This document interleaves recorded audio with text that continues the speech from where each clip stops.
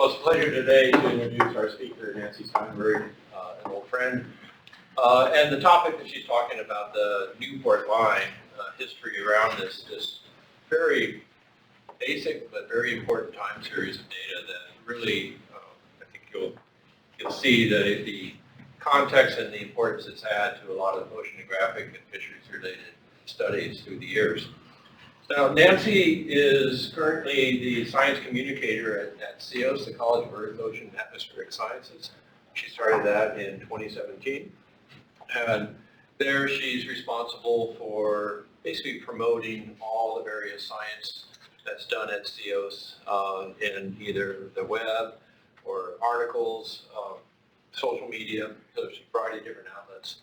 But prior to going there, she's done a lot of work that's got a seat, one left, two up here, that was as a freelance writer and contractor, where she wrote for science articles for a variety of different groups, NOAA, the Nature Conservancy, Coastal Estuary Research Foundation, American Genetics Association, Oregon Sea Grant, and then what really put her on the map is that she actually did some writing for Hatfield.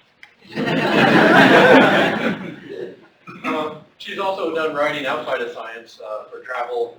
She did a lot of work and contract work promoting within and writing within different magazines about just the coast and the different things to see along the coast, both tourist and nature. And I've known her a long time. She got her master's at Stony Brook. I won't say how long ago, that'll get to both of us. But Sue and I were at Stony Brook at the time, and we overlapped with Nancy. So I'm looking forward to her talk today, and I understand it's an interactive talk. So, in fact, I can interact with it. Yeah. That's right. Yeah. Thank you, Bob. All right.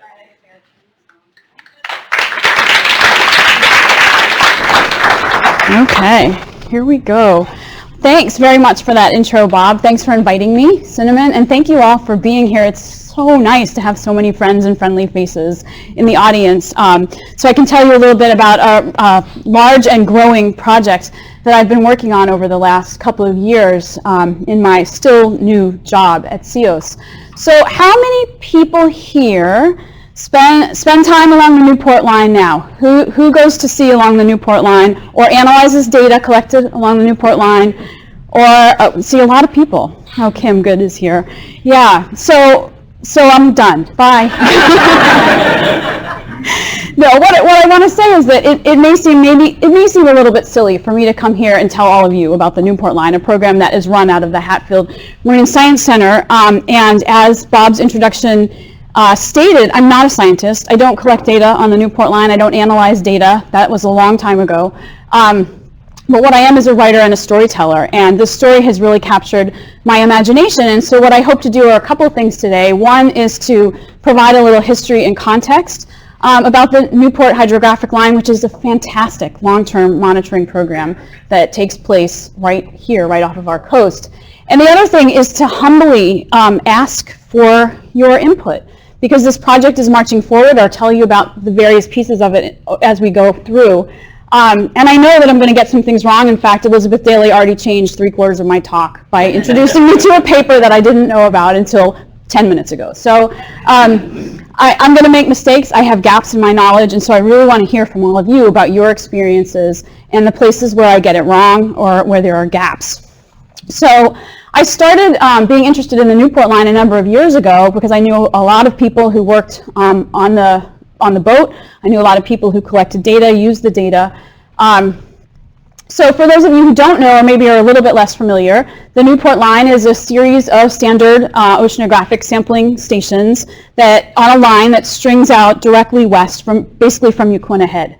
And that line, or those stations, have been sampled for various parameters over the past 60 years. So it's provided, the data that's come from that program has provided a lot of the information that's really fundamental science at this point about how Oregon's ocean works, about how the California current ecosystem works, and it's a really remarkable program. So, as I said, yes, Michael? You invited this. I just want to say that it's being sampled right now. It's being sampled right now. Fisher and Dave Jacobson the chief scientists. Yes. I was aware of that, and I'm sorry that they're not here to see the presentation. But luckily, this is being recorded, so they can watch it later and then tell me all the things that I got wrong with that. So I've been interested in the Newport Line for a long time, as I said, and a couple of years ago, there was a confluence of events that told me that it was the right time to start to tell this story a little bit more. And the first one was, of course, the loss of Bill Peterson there on the left. Most of you probably knew Bill. Bill was the senior scientist with the Northwest Fisheries Science Center here at Hatfield, and he was the driving force and the heartbeat of the Newport Line in its most recent iteration. He passed away after a long struggle with cancer in the summer of 2017. Kim, I'm sorry I cut you out of that picture. Kim Jacobson is in the other half of that picture. I'm just grateful that I did.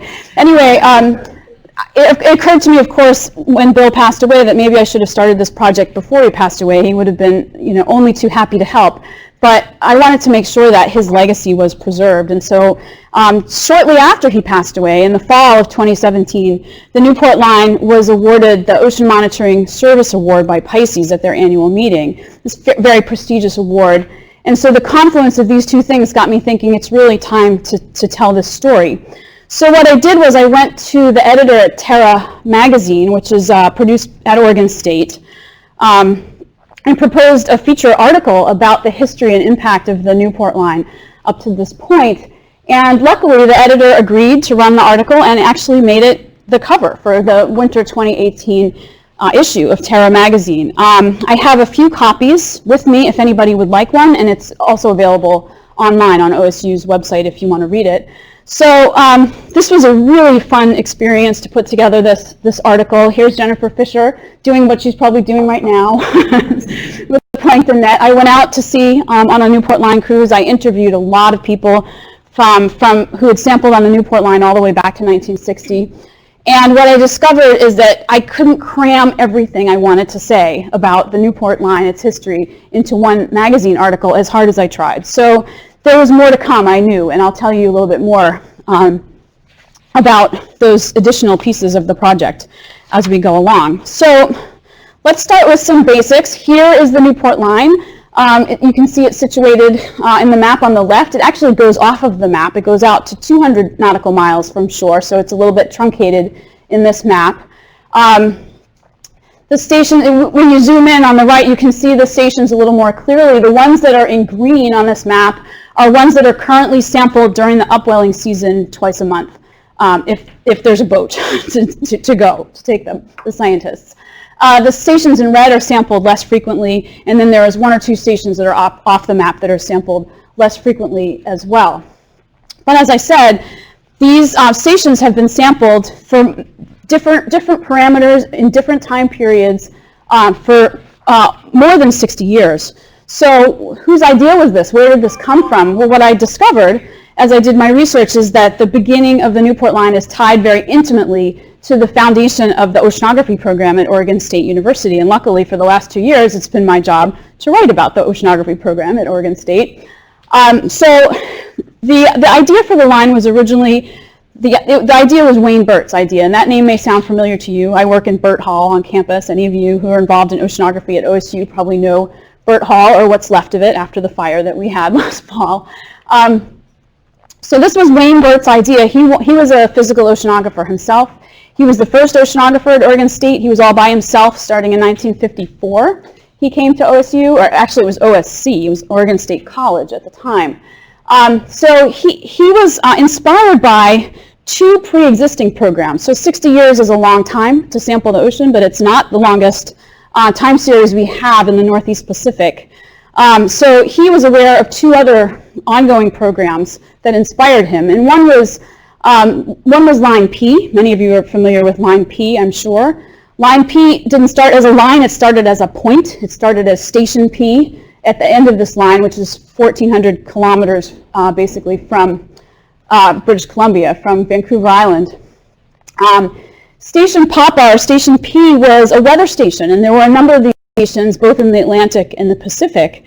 And these were established in the 1940s during World War II where what was called a weather ship would sit on station for 3 weeks at a time, collecting mostly meteorological data to start. There were no satellites, no weather satellites yet, right?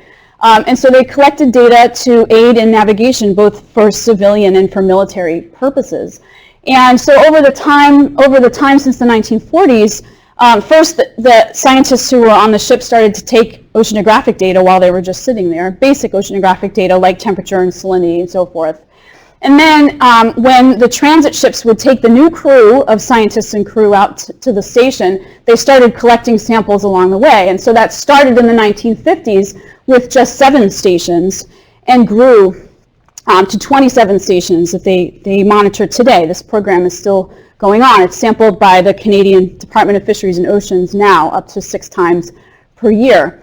What's interesting to me is that the last weather ship only steamed away from Station P in 1981. Which is much later than I would have expected. Up till 1981, they had a ship that was moored there in one spot, collecting data all that time. So this was one thing that Wayne Burt knew about, and the other thing that he knew about, which many of you also know about, I'm sure, was the Cal Coffee program. Have people been on Cal Coffee cruises here? I'm sure, yep, number of people. So Cal Coffee, the committee that established this sampling program started in the late 1930s after the crash of the West Coast sardine fishery. And what they decided to do was to set up this monitoring program that would try to determine the reasons for that fisheries crash based on oceanographic factors. And at the time, this was a pretty new idea that the fisheries were related somehow to oceanographic features. And in fact, I hope there's enough light, yeah. The very first Cal Coffee report includes this gem. The sardine is like the gold of California, a conspicuous, valuable, easily harvested element in the midst of less conspicuous riches of far greater potentiality. So they were just starting to realize that the ocean was a resource, that it changed, that those changes were interdependent. And so this sampling program was set up then and still continues today. They sample 4 times a year on either a 75-station grid or a 113-station grid. So this isn't a line, obviously. It's a grid of stations. Southern California, from north of Monterey all the way down to San Diego. So both of these programs were in place as Wayne Burt was getting started at Oregon State College. So he saw that there was a gap. At CEOS, we use this picture a lot. If you get a 404 error on our website, this is the picture that pops up where he's pointing. It says no data. I don't know if you can read that. Hand drawn. I adore this picture. So Burt was a tried and true, dyed-in-the-wool Oregonian, and he thought that we ought to be monitoring Oregon's coastal ocean in a similar way to Line P in the Cal Coffee program. So he had this great idea. And all we needed was a few things to get it started. So what he did at first is really interesting to me. From some of the reports I've read, he somehow convinced the Coast Guard to start taking samples along what seems like it was probably the Newport Line, based on the description of it in the report I was just reading. I don't know if that was a ship of opportunity, in other words, the Coast Guard was going out there already, or whether he somehow convinced the Coast Guard to conduct oceanographic monitoring, but that went on for a couple of years, but it was not sustainable, and he knew that. So he just needed a few small things. He needed some money, a lot of money. He needed a boat, which he didn't have, and he needed some people to run the program. So in the late 1950s, the money came along, and the money came along from the U.S. Navy in the form of an announcement that they were going to have something called the 10 Years of Oceanography program, the TENOC program. So the Navy announced that they were going to support 10 institutions to support their oceanography programs for 10 years, from 1960 to 1970. They were going to pump a lot of money into oceanography because they cared about food webs. That's a joke. They did not care about food webs. The Navy had strategic reasons, obviously, for wanting to know about how the ocean worked. So Burt was very excited, and he submitted a proposal. This was a competitive program. He submitted a proposal on behalf of Oregon State College, and he was awarded a whopping $250,000 to build a research vessel. For comparison, does anybody know how much the Tani cost, the first research vessel that we're building now for OSU? $121 million, right?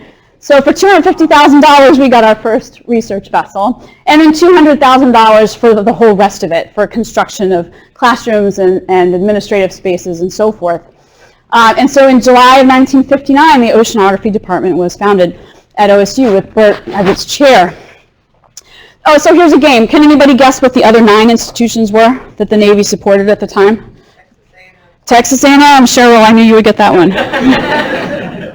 Scripps, Woods Hole, UW. Yeah, well, it's listed as Columbia, but I imagine that means Montardi. Come on, Bob. University of Miami. Yep. One in New England. Rhode Island. And there's 2 more, and the last 2 are surprising to me because I don't think of them as oceanography powerhouses now, but the last 2 are NYU and Johns Hopkins. So, isn't that interesting? So those 10 institutions, their oceanography programs got started with this Navy funding. So Burt took that $250,000 and he built a boat. He designed the RV Icona. It was designed specifically to work along the Oregon coast and on the Newport Line, and it was 80 feet long. Every person I've spoken to who was ever on the Icona called it a real puker. It was really apparently miserable boat to work on. John Byrne, who was one of the first faculty members and later the president of Oregon State University, says it's the only boat he ever got seasick on was the Icona. So it didn't last that long. It was replaced by the Yaquina in 1964, which was 180 feet. It was a retrofitted military vessel here. So I said he needed 3 things. He actually needed one other thing, and that was a place to put the boat, right? And so, thus, came the Hatfield Marine Science Center, right? So there's the Icona on the left and the Yaquina on the right, both moored in front of a baby Hatfield Marine Science Center. And I know you can't read it, so I'm going to read it to you. The clipping on the left, the newspaper clipping with the picture of the Icona, the caption makes me laugh. So the caption says, "Complete docking facilities are ready for the new $1 million Marine Research Center.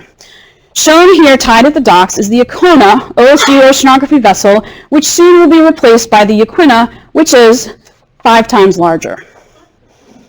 The Icona was 80 feet long. I don't think that Burt had an icebreaker in mind, but it was not 5 times larger. But I don't know where that number came from. It kind of cracked me up. So, and so then came the people next, right? So the very first hire, apart from Burt himself, was Herb Frolander, who's showing some marine critters to some Rose Festival princesses there in the middle. John Byrne, I know, isn't that a great picture? John Byrne, who on the left, who became later chair of the oceanography program, and then later, as I said, president of the university. That's Bill Piercy on the bottom. Some of you know him or even worked with him. And there was one other very important person that Burt hired who was key to this program. June Pattullo and a technician named Bruce Wyatt ran the program originally. So June, I've just got a total fascination with her. If anybody knows anything more about her, and I know a little more than I'm telling you, she's just a fascinating figure. She was the first woman in the United States to receive a PhD in physical oceanography. She worked with Walter Monk at Scripps. And before she went to school, she had been in the Marines. She served as an aerographer, which is a person who collects oceanographic and meteorological data for the military. And it seems like, from the reading that I've done, there's almost like a hidden figures kind of story here, because she was the head of this group of women who all analyzed bathythermograph data for the military. All women, and she was the head of this unit based in San Diego. So she's just a really interesting character. Anyone who did know her has told me that she was just a total champion for her students, for the role of women in science. She was an awesome mentor. She was an awesome teacher. And she actually died quite young. I can't remember the exact year, but something happened there, and no one's really been able to tell me exactly what she died of. But she was not there for very long. But she got things started, and now there's a conference for early career women oceanographers named after her. So she's a real big part of this story, and I'm happy to have learned about her. So under June's and Bruce's leadership, the first Newport Line cruise, official Newport Line cruise, went out in June of 1961. So this is sometimes called the Tenok era. So 1961 to 72, they were using that Navy money to ask very basic questions about what Oregon's ocean was like. You know, what they were taking measurements of temperature, they were taking measurements of salinity, dissolved oxygen, very, very basic measurements. And as Elizabeth has just informed me, they were, some like Bill Piercy, were pulling trawls at this time. But a lot of the work was based was physical oceanography, going out to 165 nautical miles from shore. They used mostly bottle samples to collect these data. They didn't have a CTD until 1970. They used Secchi discs to look at transparency. They still use Secchi discs on the Newport Line today. That makes me so happy. Something about that is just delightful. And as I'm going to say with every slide, tell me more. I want to hear more about this era of time. So that was the first 10 years, and they were really just asking, how does this system work? When the Navy money ran out around 1972, sampling became a little spottier along the Newport Line. There wasn't the standard hydrographic monitoring happening on a regular basis, but there was still a lot of work going on, both on that line and in Oregon's coastal waters. The ending of the regular sampling fits in with sort of the history of oceanography at this time. It was sort of a move to not do regular monitoring, to not measure the same parameters over and over again, but instead to look more at processes, to use more hypothesis-driven research in the coastal ocean. It was termed mindless monitoring to me by one person who had been doing it. She said they didn't want to do that anymore. And then in addition, ships started to be used differently at this point. So instead of having one dedicated vessel that was used all the time for the Newport Line, the Equina, which was in use at that time, had started to go to Peru a lot. It was going to Africa. It was doing a lot of studies in other parts of the world's ocean. So it wasn't around all the time, although they did have the Cayuse, shown here, another 80-foot vessel, a retrofitted fishing vessel, which Waldo Wakefield told me is back in Equina Bay. Has anyone seen this boat around? Yeah, have you seen it? Yeah. Bob, do you know that it's around? It's fishing again? It's not fishing, but it's here. It hauls the wastewater from the Hague processing. Ah, okay. Oh, I got to go see it. Come and go also. Interesting. Okay. Is it still called the Cayuse, or does it have another name? No, it has another name, and I'm not remembering. Okay. All right. If you think of it, let me know. That's really fascinating. New York It was the Navy Maritime Academy. Oh, okay. It came back to our coast. Hi, Waldo. Thanks. I actually think it was purpose-built. It wasn't a retrofit fishing. Oh, it wasn't. Okay. It was a purpose-built oceanographic vessel Yeah. more on the design of a tuna hook, jigging boat. Right. Oh, I'm so glad I gave this seminar. See, I'm learning stuff already. So at any rate, the Equina wasn't around as much anymore. And in addition, in 1972, OSU became part of the UNOL system, which meant that just as our researchers go out on boats like the Sukuliak and others were using the Equina as well. And so it wasn't around all the time to do this kind of monitoring. So that's not to say that as I said, that there wasn't sampling happening there, and there wasn't a lot of work happening in Oregon's coastal ocean. A lot of that first decade's worth of data was focused on upwelling and characterizing the upwelling system in Oregon, and people were starting to realize that that upwelling system had something to do with fisheries productivity, and so there was a lot of interest in upwelling. So in the 1970s and 80s, that data led to these Q1 and Q2 studies, which were studies of the upwelling system off of Oregon specifically, and then QA, and the Q is Coastal Upwelling Ecosystems Analysis, is QA. And that one was a comparative study of upwelling off of Oregon and Peru and Western Africa. So at the same time, there was more biological sampling going on in the region at that time. People started sampling for plankton, or maybe didn't start, according to Elizabeth, but they were continuing, I guess, to sample benthos, to look at ichthyoplankton, and some of the names of the people doing the work at that time will be very familiar. So here's who was working on the Newport Line at that time: Charlie Miller, who I thought maybe might be here, but I guess not. Anyway, Charlie was one of the early faculty members. I'm sure many of you know him. He has a particular interest in copepods. His graduate student, Bill Peterson, was collecting data at this time. Waldo was out there at this time. Rick Broder, Bill Piercy, and lots of others. And the sense that I get of the sampling that was happening at this time was that it was very integrated. Like everybody sort of helped each other out, and we're putting together more of a broad picture of the ecosystem in this little slice of ocean, which was representative of Oregon's ocean and then somewhat representative of the California current ecosystem in general. So again, I want to hear more about this period of time, but this is at least a little snapshot. So Bill Peterson was out there collecting copepods for his PhD thesis in the 70s. And as many of you know, maybe all of you know, that he was critical to what happened, to forming what happens on the Newport Line today. So after he left OSU, he had a couple of jobs before he came back to Oregon and worked for NOAA here. His first academic post was at Stony Brook, where I went. Bob was there, mentioned. We didn't overlap at Stony Brook. He was there long before Tom and I were.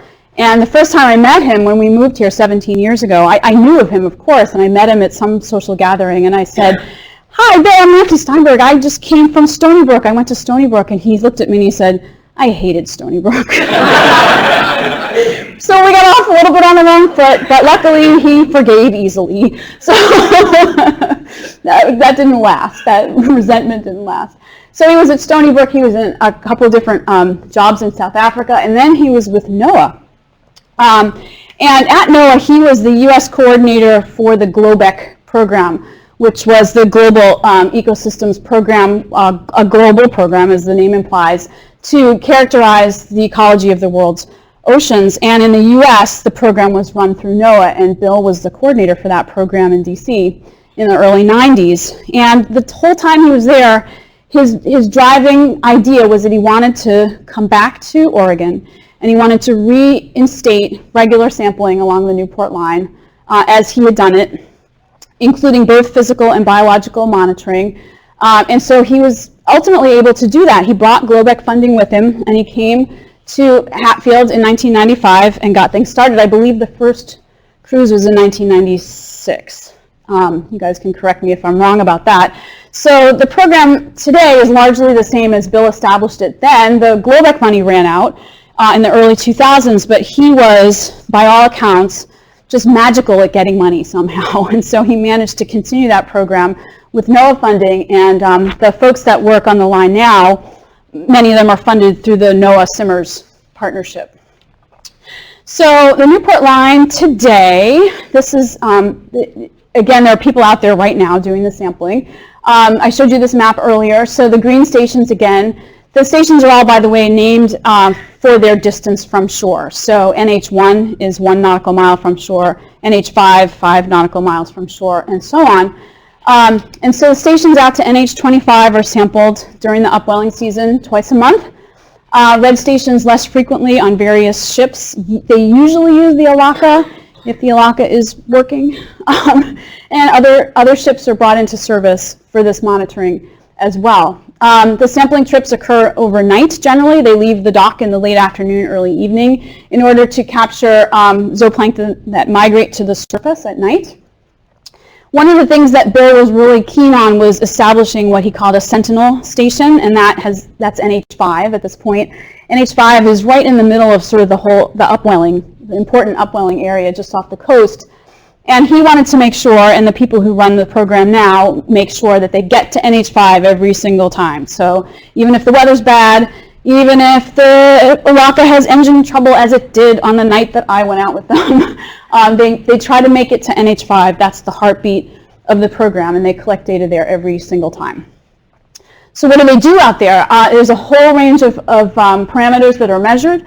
They collect samples to look at bacterial counts, phytoplankton, microzooplankton, zooplankton, nutrients, oxygen, temperature, chlorophyll A, salinity. They have a CTD now. They still use the SecuDisc. They use bongo nets to take plankton samples that are taken back to the lab, and people like Cheryl Morgan and Sam Zeman break their backs for hours looking under their microscope to identify the species, particularly of copepods and euphausids. So they look at those, quantify all of that, and save all of those samples for people to use in later projects.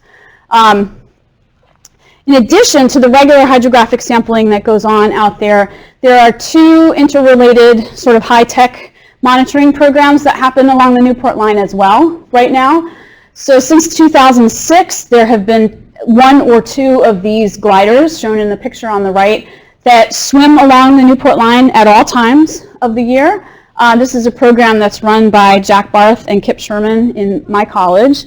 And in case you're unfamiliar with these gliders, they're autonomous drones, basically, little robots. And they swim along a pre-programmed route. They undulate. They move up the water column and down in the water column.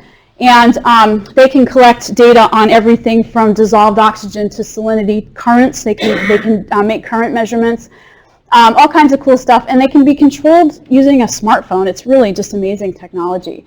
So they transmit some of the data that they collect back to shore as they travel in real time, and then the rest is stored inside them until the battery runs low, and they pop up to the surface and send a signal, and someone goes and retrieves them, switches out their battery, and they swim along their merry way.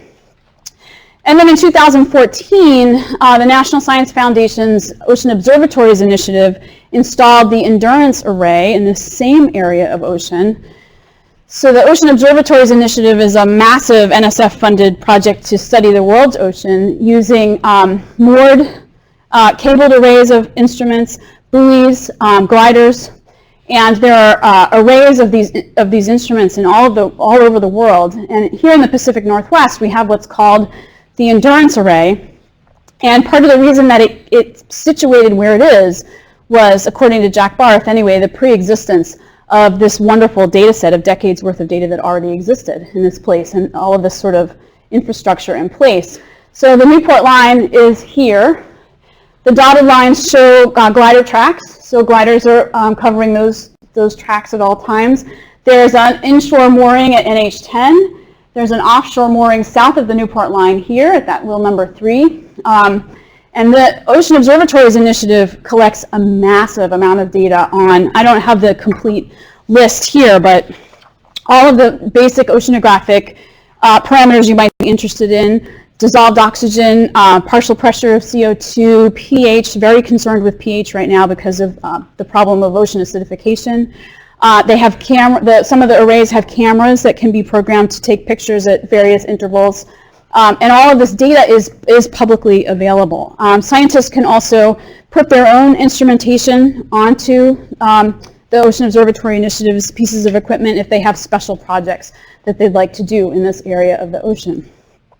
So that's sort of the high-tech monitoring that goes on.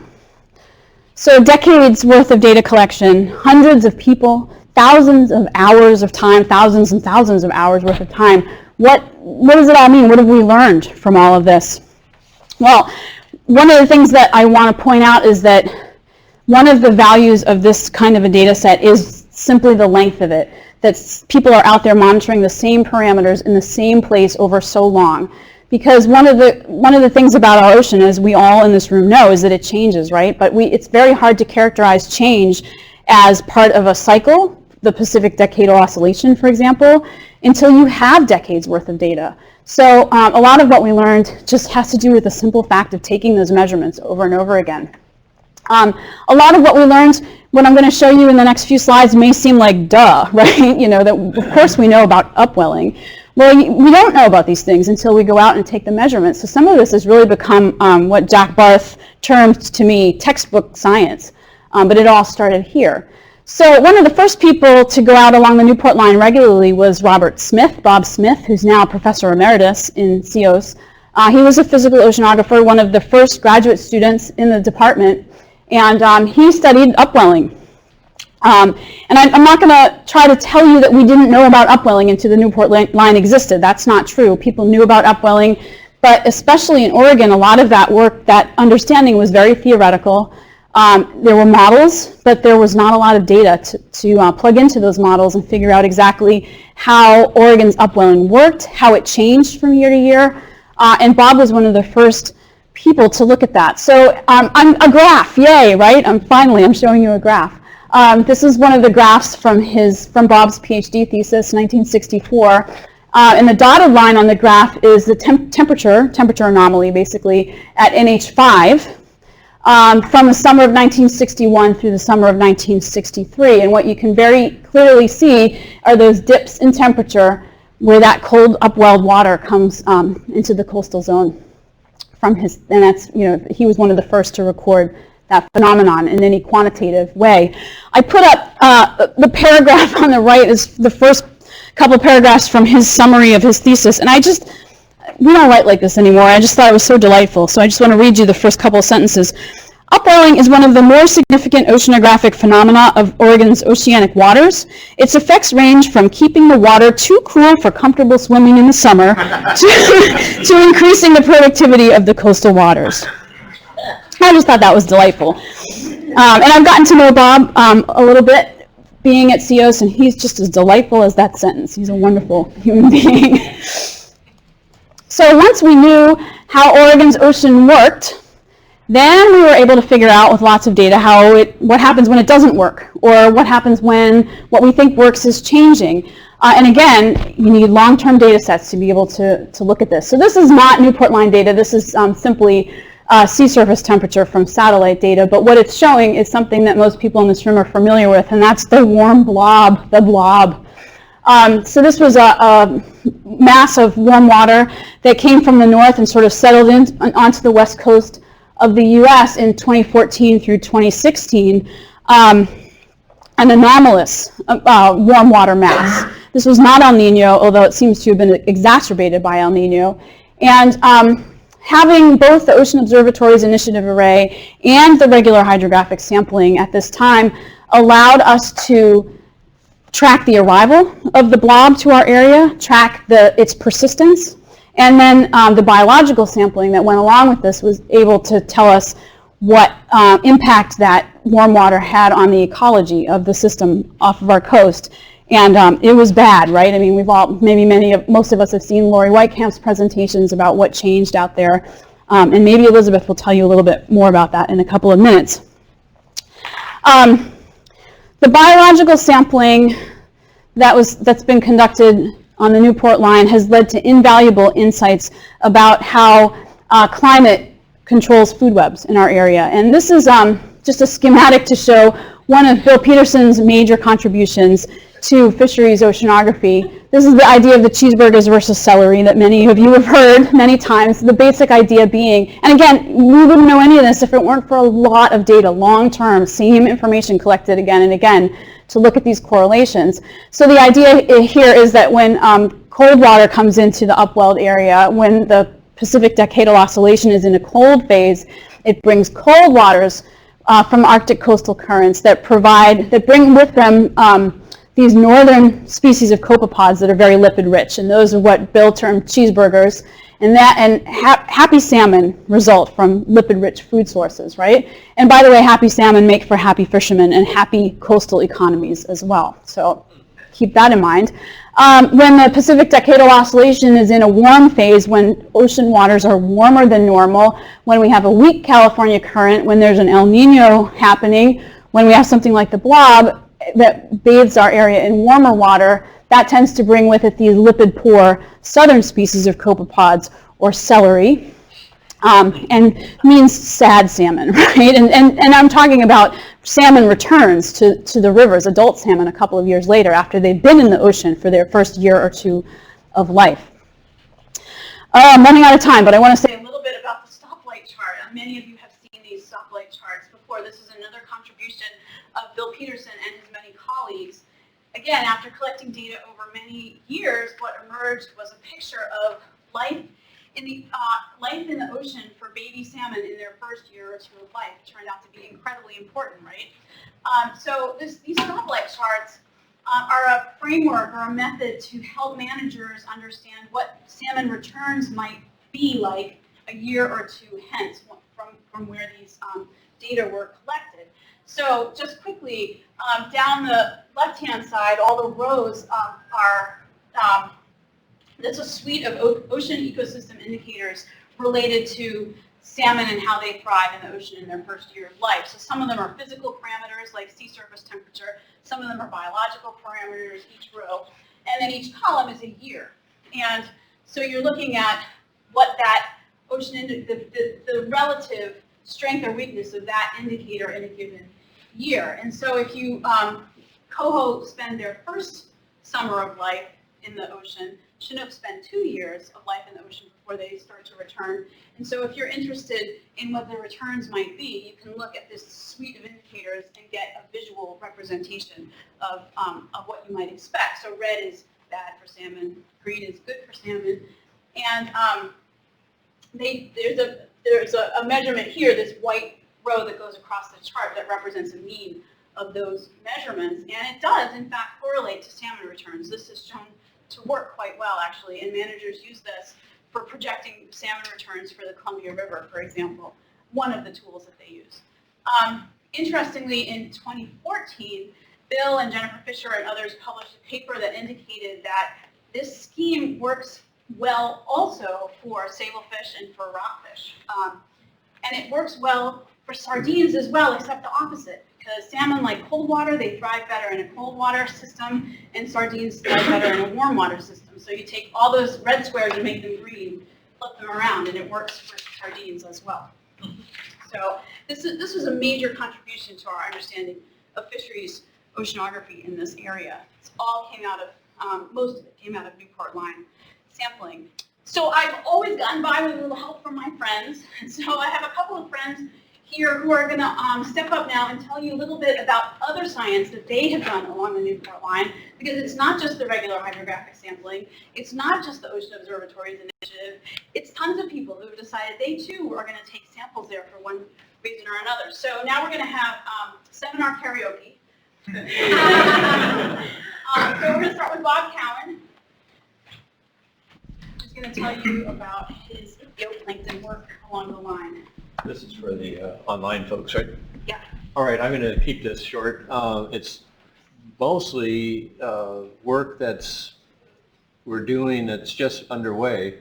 It's a project that's funded by the National Science Foundation. Sue Spinagle and I are the co-PIs here at OSU, and Kelly Sullivan, right? Yeah, okay. There are 3 Kellys in the last 3 years working in our lab. Kelly Sullivan at University of Oregon is also a co-PI in this. And we work with, on this project, we're building on the value of this time series, particularly along the Newport Line, because you need that context, and the value of a time series increases dramatically with each year that it continues. So what our focus here is delving further into some of the plankton food web structure, comparing a location like Newport, which has on an annual basis has sort of an intermittent upwelling. You have a period during the spring, summer, winds are starting now, of this upwelling, but in the wintertime we have more of a downwelling condition where the winds actually turn and they're coming from the south. It's the opposite direction that we're seeing now. And that sets up a different type of nutrient structure that comes in. So it's more microbial decomposition, building a microbial food web. And we're comparing this to another time series that's maintained down off Trinidad Head in Northern California, which is in an area that is much more persistent upwelling year-round. And we're utilizing some of our instrumentation, which needs to be compared, needs to be ground truth with data that occurs along this transect from the nets, because we're using a different type of sampling gear. We're using our imaging system, which gives us a much finer vertical resolution and horizontal resolution, but we need to be able to ground truth that to the total abundances that are being found on this Newport Line time series. Working on this are two postdocs, Moritz, raise your hand, Moritz, over there, and Christian. Christian for another 8 days. He's heading back to a new postdoc down in San Diego, unfortunately leaving us. But anyway, this work is ultimately to try to look at the food web dynamics and how that translates into abundance of the larval fish and the spawning habits of them. If you have a environment that is very seasonal in its production, you might anticipate very seasonal reproduction, but when you have a microbial component, that might actually create a more protracted spawning capability. So we're comparing that in these different locations. And I'm going to keep it short because I know you've got 2 more to speak. I do. Thanks, All right. Bob. And now Sarah Henkel is going to come up and tell you about benthic sampling. Sarah? Thanks, Nancy. Yeah, so I started here in 2009, and I was hired to look at potential environmental effects of marine renewable energy. And so I came here, and they said, we're going to have a wave energy testing site somewhere off Newport. You should start sampling. I was like, well, that's really specific. So I had to set up a sampling program, sort of a, your ideal BACI, before-after control impact, without really knowing where the impact was going to be or when it was going to start. So I reached out actually to Waldo and Lorenzo, who had been doing some beam trawling, some benthic trawls prior to my arrival here, and wanted to contribute but not replicate what was already being done, expand the program. And so I worked with them and started trawling in some areas where Waldo and Lorenzo had trawled, but expanding the spatial footprint of that a little bit, and also adding the box coring, and of course added stations along the Newport Line because the Newport Line, right? So that was really great, and OSU was really focused on our north site, which did end up being just on the north side of Yaquina Head, and so the samples in that area ended up being really relevant. And while we don't still have wave energy in Oregon yet, that really long time series of sampling has been really valuable to ask other ecological questions. And so when the warm blob came, and I had a freezer full of shrimp from these collections, I had a student who was able to look at the caloric density of those shrimp that had been collected and found that when the warm blob came, as we hypothesized, the caloric density of those shrimp were lower, but I had stopped sampling right at the year that the blob came. But luckily, Waldo had picked up beam trawling along the Newport Line and was only looking at fish and generously donated all the invertebrates. So I still have a freezer full of shrimp that are continuing to be collected along the Newport Line by Waldo. So it's just a great resource, and you never know what's going to come out of it. Thanks, Sarah. Collaboration. Now Elizabeth has some slides that she's going to share with you about work with other macrofauna along the Newport Line. Okay, so my part along the Newport Line has been with bigger nets, and because she said it was a historical perspective, I have some images from earlier work. And Bill Peterson did in November of 1961 some larger net trawling off the Newport Line. So the larger trawl data has been going on for a very, very long time.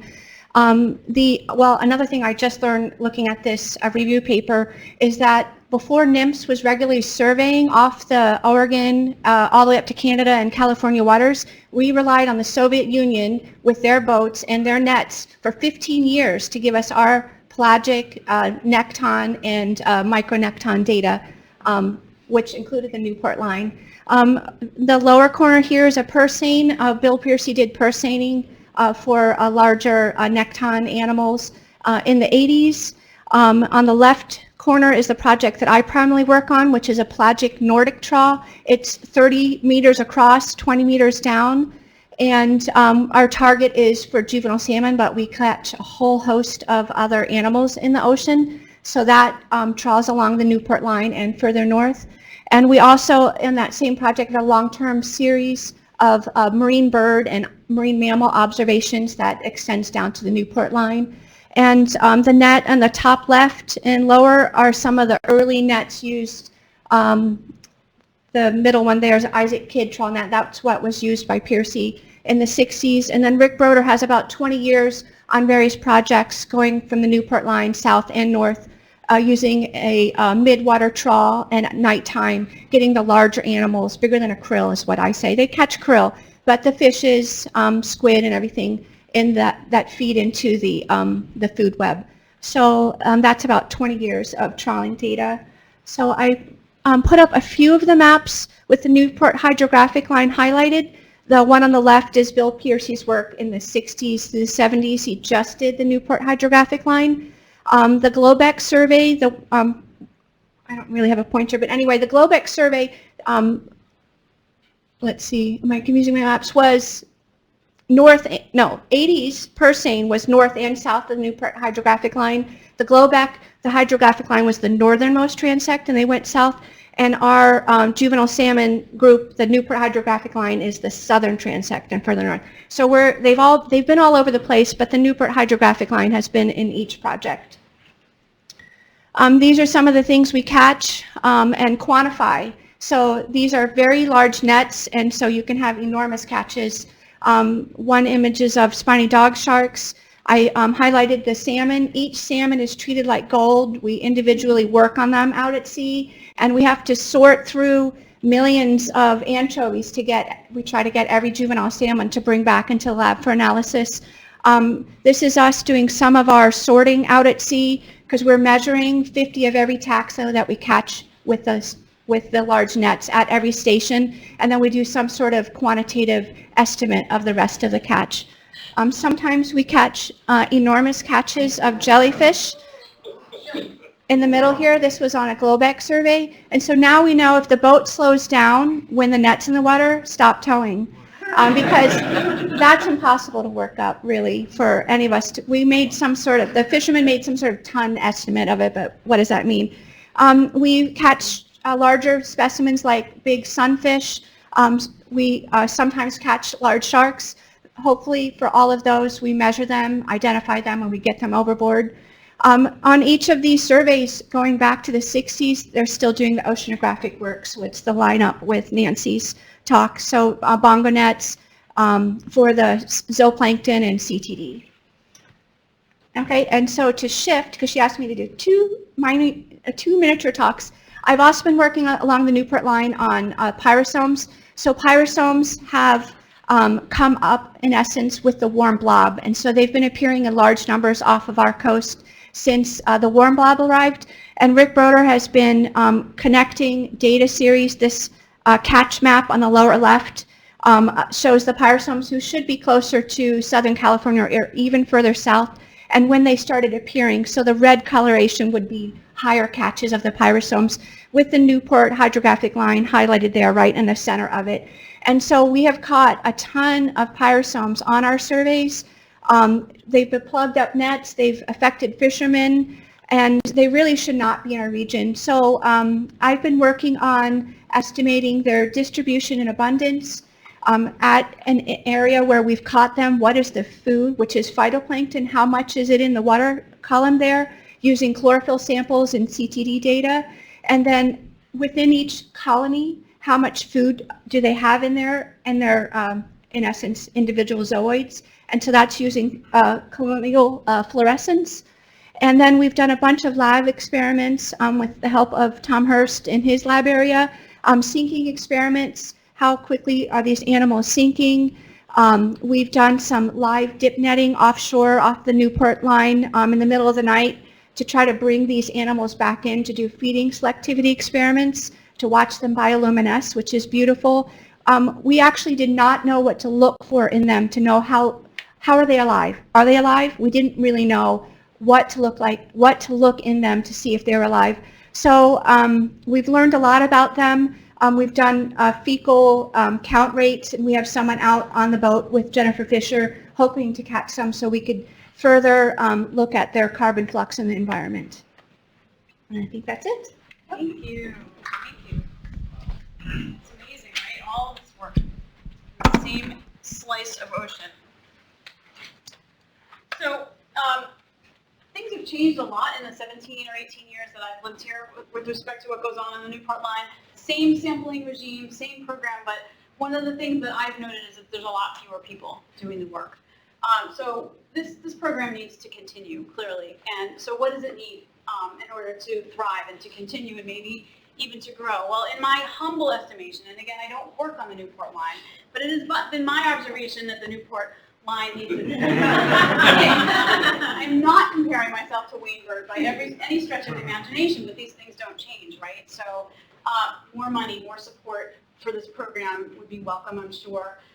The Alaka is lovely, but reaching the end of its life, let's face it. We're building this huge new vessel, but we also need a boat that can do coastal work, I think, on a regular basis and not break down, and more people, always. I'm going to skip this for now, but I've told this story using Esri story maps. If anyone's interested in that method of scientific storytelling, I'd be happy to go over that later. So there are some other things coming down the line with respect, so to speak, coming down the line with respect to Newport Line, telling the public about it, which I think is important. One is more telling scientists about it, communicating with scientists, is that a commemorative issue of the journal Progress in Oceanography will be coming out within the next year that will be dedicated to Bill's memory. Those papers were just due, so hopefully they're in, and the editor is working away on those. That'll be an issue on climate, zooplankton, and salmon dedicated to Bill. Rick Brown just got some funding to do a new exhibit at the Visitor Center here that will focus on NOAA research, and the story of the Newport Line will be a part of that exhibit, and I'm going to work with them on that. And then finally, I wanted to come here today and tell you that my book proposal was done. It's not 100% done, but it's like 98% done. I'm working on a proposal to OSU Press to write a book about the history and impact of the Newport Line and put it in the context of the history of oceanography in this region. And I've gotten super awesome supportive feedback from OSU Press. So I think it's going to go forward, but I just have to finish. I have a few more edits to do on my sample chapters. So I'm writing a book, oh my God. So before I try valiantly to answer any questions that you have, we don't have much time, I just wanted to put up a list of people to whom I owe a debt of gratitude for helping so far with this project, with both the Terra magazine article and then everything that's come afterwards, including this presentation. A couple of specific shout outs, one to my awesome supervisor at CEO's. Her name is Abby Metzger. She wanted to be here today, but she's been incredibly supportive of this project and of my taking work time to do it, basically. I just wanted to say thank you. The people that have been sort of technical reviewers on all this work so far are Jack Barth and Jennifer Fisher and Kim Jacobson, and I can't thank them enough for keeping me honest, and I know they're going to have a lot of notes after this presentation. And then finally, Mary Brown is up at the list, on that right-hand list. She is the now retired acquisitions editor at OSU Press and has also been really supportive of the book aspect of this project, which I hope to be able to tell you about really, really soon. Thank you for coming and listening.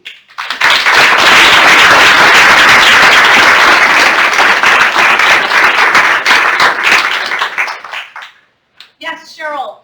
So we've got a lot of papers that we're putting together for the project, which, by the way, the deadline's extended until the end of June. Oh, okay. But there doesn't seem to be any naming standard for NH5. In the press, you've seen NH-5, NH-05. Like, there's 4 iterations. And we asked the editor, Hal Batchelder, what we were to use. We've not received the answer. Okay. But even in looking at Bill's publications, we're all over the board. In all of your research, what would you say is the right way? Well, We need to know. All right, I know that. It's like a copy editing question. Oh my gosh, I know this. The most common way that I've seen it referred to, and the way that I've standardized it in my writing, is NH-5. Okay. So most of the papers I've read, the stuff in more popular press and so forth, NH- station number without a 0 in front for single digits. Peterson and Miller 75 did that on their figure. Yeah. But then you read the text, The text and is it different. appears as NH0 all together with no space. Well, I'm going to suggest that my book is going to be canon, and I'm going to use it. But we did that. We can change now that we have a 2 entries. That's right. That's right. Change is good. Change all of my maps. So then, what do you do about the L? Is the L capitalized? Well, I had this very question, and Jennifer and I had to hash it out at the beginning. I'm like, how do you refer to this? Because NHL to me is National Hockey League, and that's right? So, I mean, everything that I've seen says NH or NH line. Right, so Spelled out. line, but if it's this entity, right, or as an observing asset. So is line capitalized? I would say yes. As a copy editor, that's my professional opinion. Thank you. Thank you for asking. Yes. I have a question. That kind of graph where you showed the months, the time of the year, did it show the actual time of the year that the coldest water was the upwelling occurred, and was it consistent? I guess. That first graph from Bob Smith's. Yeah, the first graph where it showed the coldest water. All right, Cinnamon showed me how to do this, and now I won't know how to do it, so I'll just do that. A little square box. We're just gonna go. It's not, there we go. Right, so, yeah, the months are marked along the top, maybe a little hard to read, a little bit faint, but the coldest here is in July, looks like, July 62, July 61, July 63 as well. So the coldest water in July, during those years at least. So that's kind of standard, right? What is the dark line on the top? The dark line is wind stress. So it shows the winds increasing, I guess, generally during those times. Any other questions? Yeah. It's not a question, it's just a statement. Thank you. Oh my gosh, you're welcome. From somebody who's worked on the line for many, many years, one of the things we need the most is press and publications and money. How about a vote? Don't you want a vote? You're welcome. And I mean, I cannot overstate the importance of this program and ones like it. Who mentioned the Trinidad line? Bob, were you the one that mentioned the Trinidad line? The Trinidad line is a similar line in Northern California that was inspired by the existence of the Newport line. So that's one that came after and is now sampled regularly. And I intend to learn a lot more about that program. I don't know very much about it yet. But okay. I don't think Kim knew that when she signed up. Everybody got it now. Eric. No, but yeah, they were shipped up here and Bill counted them. From that line too. Well, that The data back to Eric. And that's going to continue. great. Yes, Jen. Bill used the same scope the whole time. So he used the same scope from when, the 1960 samples all the way up to the very last sample he counted. He used the exact same scope because he didn't want to change anything that would change the way that was done.